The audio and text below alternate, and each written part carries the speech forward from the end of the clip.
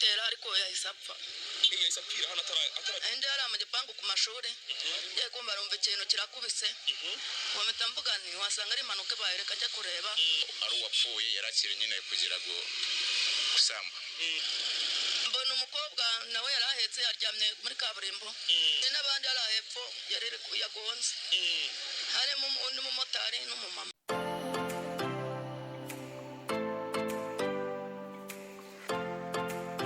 Ndabasuje kandi mbaye kaze mwebwe mukomeje kubana natwe kuri Demi Empire, nkushimira uruhare rukomeye ugira mu kudukurikirana, by'umwihariko nkusabye gukora subscribe rwose, nkusabye nkwinginze, ndabizi neza ko uri umunyamuntu kandi umunyamugisha, niba utari subscribe wabitanga, niyo mpamvu muri aka kanya mu by'ukuri kumpa subscribe nta kiguzi kintu usibye kubikora ugakirikaho, ni umugisha ukomeye rero.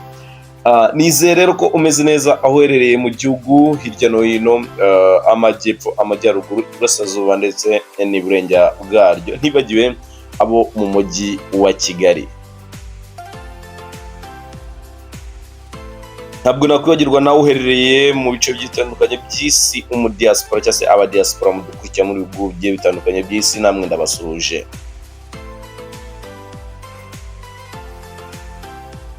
Nizeye ko aho muherereye mumeze neza, nabo bitameze neza mukomeze kwihangana, niko isi bigenda. Uyu munsi biba bigoranye, ejo bikagenda neza ukongera ugasubizwa, kandi n'ubundi niyo umeze neza ejo ushobora guhinduka bikagenda nabi. Niyo mpamvu usaba wowe umerewe neza ko utakwiyenura cyangwa ngo wirate ku bandi kubw'ibihe byiza urimo. Yes, nawe rero utameze neza komeza wihangane, nyuma y'umwijima umucyo uraboneka.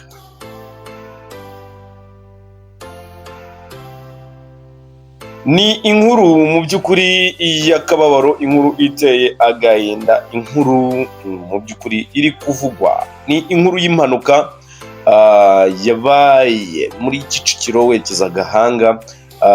Ni imodoka iri mu bwoko bw'ivatiri,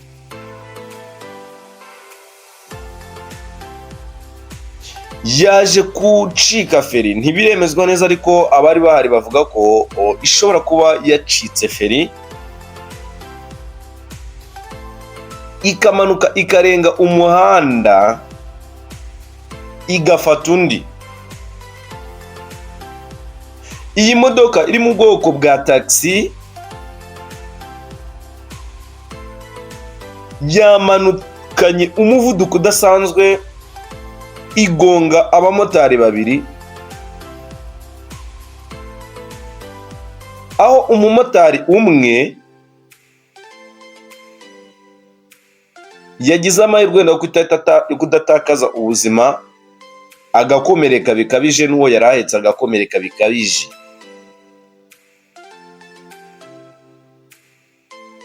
Naho uwo yagonze ku nshuro ya kabiri aribwo yahise ifata hakurya y'umuhanda, yamugonze ahita atakaza ubuzima, mu gihe uwo umumotari yari ahetse we yajyanywe kwa muganga igitaraganya, ariko nabwo ameze nabi. Ni impanuka bikekwa ko yatewe no kubura feri kw'imodoka.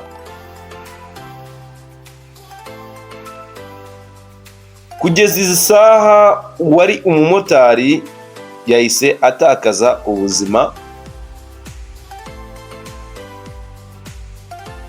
naho uwo yari ahetse we yakomeretse bikabije, mu gihe abo yari yagonze kare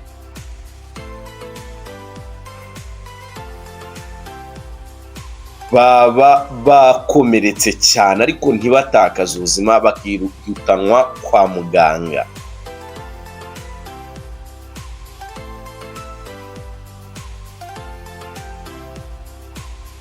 Nk'uko iyi nkuru tuyikesha The Choice Live 2,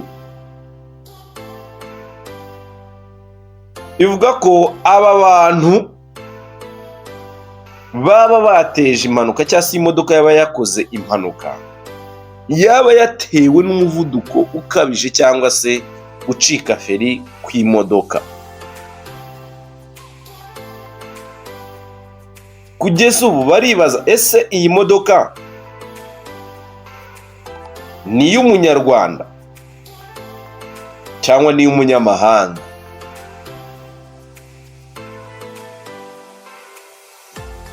Ku mpamvu igira iti imodoka twasanze ifite plaque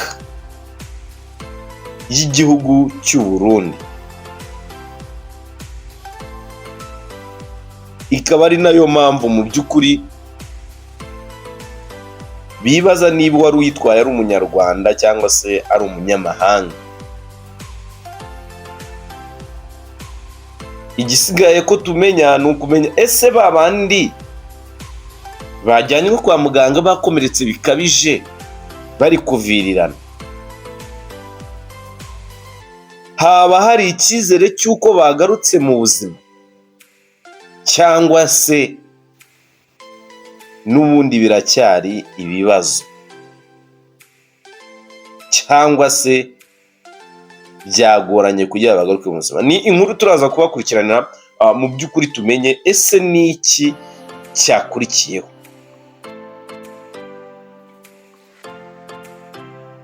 Reka mbashimire mwebwe mwese twabanye muri iki kiganiro, nkomeza kwihanganisha mu by'ukuri ababuze ababo, baburiye ababo muri iyi mpanuka, ndetse n'abandi bose bari bahari. Abo bantu bari bahari bamwe bagahungabana kubwo kubona impanuka, namwe mukwese kwihangana, niko ku isi bigenda. Ababuze ababo namwe mukwese kwihangana, niyo situation y'isi kandi twese niyo nzira, mwese mukwese kwihangana. Ndabashimiye mwebwe mwese rero muhereye mu bice bigiye bitandukanye by'igihugu ndetse no mu bice bigiye bitandukanye by'isi. Nkushimira kunga ikomeye gukora subscribe. Imana iha umugisha byinshi bigiye bitandukanye muri ibyo bikorwa byawe, by'umwihariko byo gukora subscribe. Wongewe umugisha n'ubuntu kubw'icyo gikorwa. Ndabakunda cyane.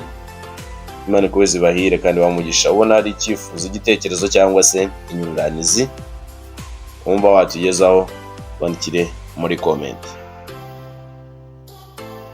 Ciao ciao.